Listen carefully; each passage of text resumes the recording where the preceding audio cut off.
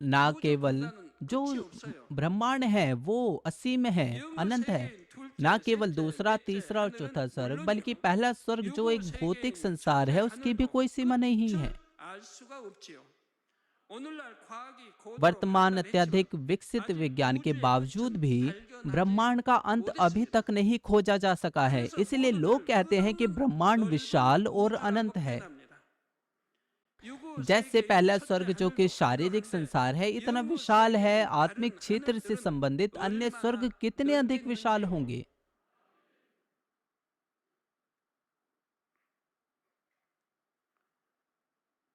어떤 इस 사람들은 संसार के लोग 유교 सोचते हैं कि 개념으로는 प्रत्येक 끝이 स्थान 없다면 का 이해가 안 अंत 되는 है। 거예요. 뭐나 끝이 있다고 생각하니까. 뭐 लग 우리나라 अ, वे सोचते हैं 백두산, कि 흑산 पहाड़, शहर, समुद्र, 끝이 देश 뾰족하다. पृथ्वी का अंत है, 어느 ऐसा 나라나 दिखाई 뭐 पड़ता 지구도 है। 다 끝이 있는 것 같은데.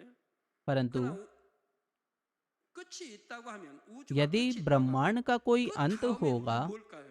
तो उसके आगे क्या होगा। 끝이 있다고 하면 그 다음에는 또 뭐냐 이 말입니다. पृथ्वी 지구는 के 끝이 बाद 있다면 또 अगला 다음에 स्थान 공간이 ब्रह्मांड 나오죠. है कि नहीं। 우주가 나오죠. 근데 우주의 हालांकि 끝이 있다면 그 다음은 또 뭐냐 ब्रह्मांड 이 के 말입니다. अंत के बाद अगला स्थान किस प्रकार का होगा। 자, 그런데 अब 근본의 우주가 जिस समय 네개 मूल ब्रह्मांड 하늘별로 4 स्वर्गों में 분리되던 그 विभाजित हुआ, 당시에는 प्रत्येक स्वर्ग में 각 अभी तक 하늘들의 그 कुछ भी नहीं था, 내용은 अभी तक 채워지지 कुछ भी नहीं 않았습니다. रचा गया था। परमेश्वर 각각 ने 그 इसे अपने 용도에 उद्देश्यों के 적합하게 अनुसार 공간만 उचित रूप 나누어 से विभाजित 놓으셨을 किया है, 뿐 लेकिन 그 प्रत्येक 안의 स्वर्ग में अभी 내용은 तक कुछ भी 아직 नहीं बनाया गया था। 창조되지 않았지요.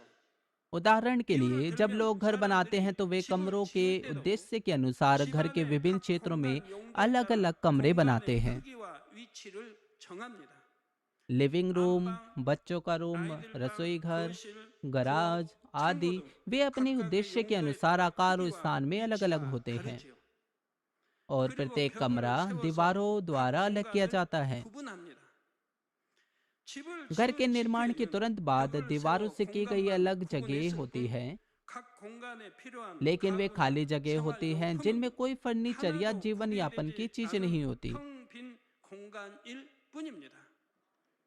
वह क्षण 근본의 जब 하나님께서 मूल 하나의 परमेश्वर 빛으로 एक ज्योति में एकजुट 응집하면서 हो गया और मूल 근본의 ब्रह्मांड 우주가 4 स्वर्गों 네 में 개의 하늘이 विभाजित हो 되었을 गया, 때가 ब्रह्मांड 바로 इस 이런 खाली नए घर के 단계와 समान 같습니다. स्थिति में था।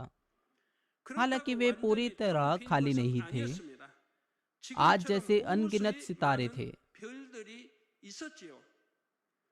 은하계에 들어가 आकाश गंगा 무수한 प्रणाली 별들은 이미 अनगिनत तारे 존재하고 पहले से 있었습니다. ही अस्तित्व में थे। 근본의 하나님께서 홀로 계셨던 वे 근본의 पहले से ही मूल 우주 ब्रह्मांड 안에 में थे 이미 जहां मूल 있었습니다. परमेश्वर अकेले मौजूद थे। 근본의 하나님 भले 홀로 ही मूल 계셨다 परमेश्वर 해서 अकेले अस्तित्व में था, 근본의 우주 इसका 공간에 मतलब यह नहीं 아무것도 कि मूल 없지는 ब्रह्मांड में 않았지요. कुछ भी नहीं था। वहां 무수히 많은 अनगिनत तारे, 별들과 आकाश 그 गंगा 별들의 प्रणालियां थे 모임인 जो तारों का एक 은하계들이 बहुत बड़ा 셀 समूह है। 수 없이 많이 있었습니다. हालांकि 그 तब 당시에는 तक कोई 이 पृथ्वी 지구와 या 지구가 포함된 우리 आकाश गंगा 은하계는 प्रणाली नहीं थी 없었습니다. जिससे पृथ्वी संबंधित थी। 지구와 पृथ्वी, 태양계와 우리 हमारा सौर 은하계는 मंडल और हमारी 인간 आकाश गंगा 경작의 प्रणाली बाद में 과정으로서 मानव जुताई की 조금 नींव 더 के रूप में बनाई गई 나중에 थी। 창조가 됩니다. 자, इस 이런 मूल 근본 ब्रह्मांड में 우주 जैसे कि 공간 मूल 중에서 परमेश्वर एक ज्योति 근본의 के रूप में 하나님께서 एकजुट हुआ, 하나의 वह 빛으로 स्थान जहां 응집하실 आत्मिक 때 गुण लगभग शून्य 영의 हो गए, 속성이 वह 거의 ब्रह्मांड है 굳어진 जिसे 공간이 हम 바로 आज 우리 अपनी 육의 आंखों 눈에 से देखते 보이는 हैं। 우주입니다. अब 그러면